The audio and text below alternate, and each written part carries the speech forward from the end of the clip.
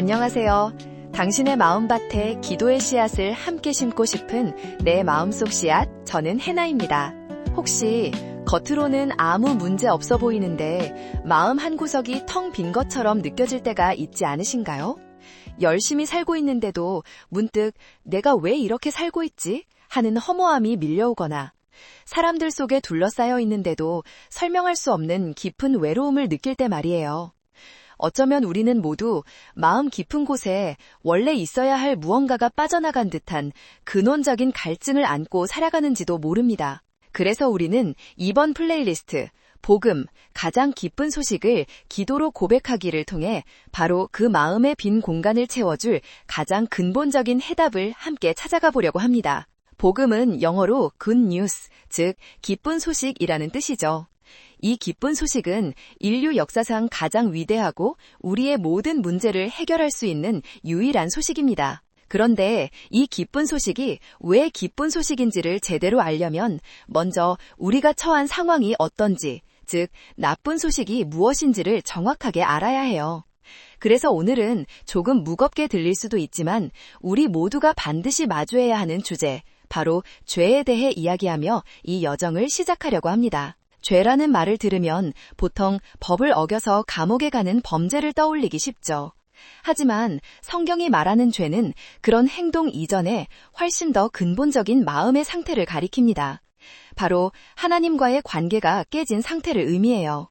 원래 인간은 하나님과 아주 친밀하게 사랑의 관계를 누리도록 지어졌어요. 마치 물고기가 물속에서 살아야 가장 자유롭고 행복하듯이 우리는 하나님과의 관계 안에서 살아갈 때 가장 참된 기쁨과 만족을 누릴 수 있는 존재들이죠. 그런데 첫사람 아담과 하와가 하나님의 말씀에 불순종하고 스스로 하나님처럼 되려는 교만한 마음을 품으면서 그 아름다운 관계가 깨져버렸어요. 여기서 스스로 하나님처럼 되려는 교만한 마음이라는 말이 조금 어렵게 들릴 수 있을 것 같아요.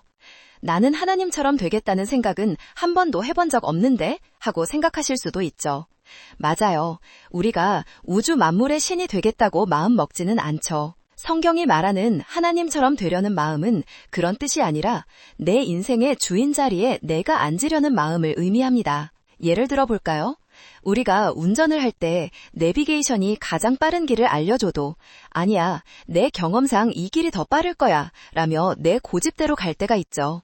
내 판단과 내 경험을 객관적인 길 안내보다 더 신뢰하는 거예요. 또는 중요한 결정을 앞두고 하나님의 뜻은 무엇일까를 먼저 묻기보다 내가 원하는 건 이거니까 일단 이렇게 하고 하나님이 축복해 주시길 바라자라고 생각할 때가 있어요. 내 계획을 먼저 세우고 하나님은 그 계획을 도와주는 조력자 정도로만 여기는 거죠. 혹은 어떤 사람과의 관계에서 상처를 받았을 때 하나님이라면 어떻게 하셨을까를 생각하기 전에 내 감정과 상처에 따라 그 사람을 판단하고 정죄하며 내가 마치 그 관계의 재판관이 되려고 할 때도 있습니다. 바로 이런 것들이 성경이 말하는 스스로 하나님처럼 되려는 마음의 구체적인 모습들이에요. 내 인생이라는 나라의 왕좌에 원래 주인이신 하나님을 밀어내고 바로 나 자신이 앉아있는 상태. 내 생각, 내 감정, 내 계획, 내 경험이 모든 것의 최종 기준이 되는 삶. 이것이 바로 하나님과의 관계를 깨트린 죄의 본질입니다. 이렇게 하나님을 떠나 내 인생의 주인이 내가 되기로 선택하면서부터 모든 문제가 시작된 거예요. 그리고 그 결과 우리는 마치 물 밖으로 나온 물고기처럼 영적인 목마름과 불안함 속에서 살아가게 된 거죠.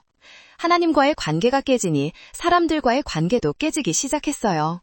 사랑 대신 미움이, 신뢰 대신 의심이, 평화 대신 다툼이 우리 마음을 지배하게 된 겁니다. 이것은 단순히 오래전 이야기가 아니라 오늘을 살아가는 우리 모두의 이야기입니다. 사도 바울은 로마에 있는 성도들에게 보내는 편지에서 이 죄의 문제가 모든 사람에게 예외 없이 해당된다는 사실을 아주 명확하게 선포합니다. 로마서 3장 23절 말씀입니다. 모든 사람이 죄를 범하였음에 하나님의 영광에 이르지 못하더니 모든 사람, 이 말에는 저와 당신 그리고 이 세상에 그 누구도 예외가 없다는 뜻이 담겨 있습니다.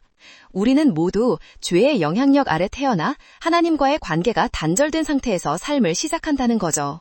그래서 우리는 하나님의 영광, 즉 그분의 완전하고 아름다운 임재와 교제 안에 들어가지 못하게 된 겁니다. 우리가 느끼는 근원적인 공허함과 갈증은 바로 여기서부터 시작되는 거예요. 그리고 이 죄의 결과가 얼마나 심각한지에 대해 로마서 6장 23절은 죄의 삭은 사망이요 라고 말합니다.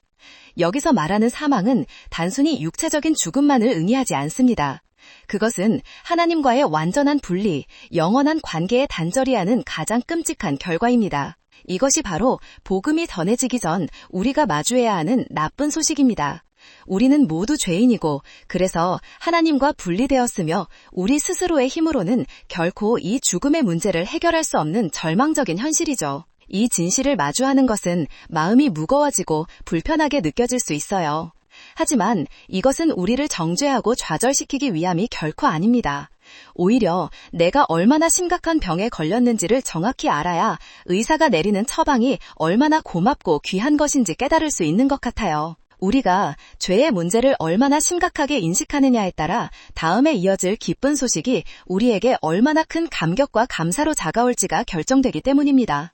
이번 플레이리스트를 통해 우리는 이 절망적인 상황 속에서 하나님께서 먼저 내미신 손길, 바로 복음의 핵심을 마주하게 될 겁니다. 하나님께서 그의 아들 예수 그리스도를 통해 우리를 위해 어떤 놀라운 일을 행하셨는지, 그리고 그 일이 어떻게 나의 문제가 될 수 있는지에 대한 깊은 소식을 듣게 될 거예요. 또한 우리는 우리를 위한 오직 믿음, 오직 은혜라는 원리를 통해 우리의 어떤 노력이나 자격이 아니라 오직 하나님의 값없는 선물로 구원을 받는다는 놀라운 진리를 배우게 될 겁니다. 그리고 마지막으로 진정한 회개를 통해 옛삶을 떠나 새로운 삶을 시작하는 것이 얼마나 감격스러운 일인지를 기도로 고백하며 이 여정을 마무리하려고 합니다. 어떠신가요?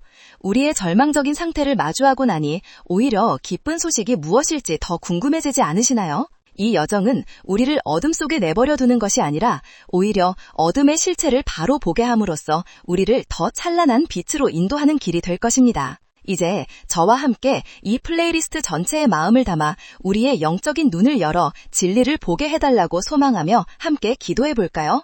제가 먼저 기도하면 마음으로 따라오시거나 당신의 언어로 기도하셔도 좋습니다. 하나님 아버지, 이 시간 주님 앞에 나아갑니다. 주님, 저희는 늘 무언가를 찾아 헤매며 살아갑니다. 나의 삶의 결정권을 내가 움켜쥐고 내 감정과 판단이 옳다고 믿으며 세상의 즐거움과 성공, 사람들의 인정을 통해 마음의 빈자리를 채우려 애썼습니다. 그러나 그 끝에는 늘 더 큰 허무함과 갈증만이 남아있었음을 고백합니다.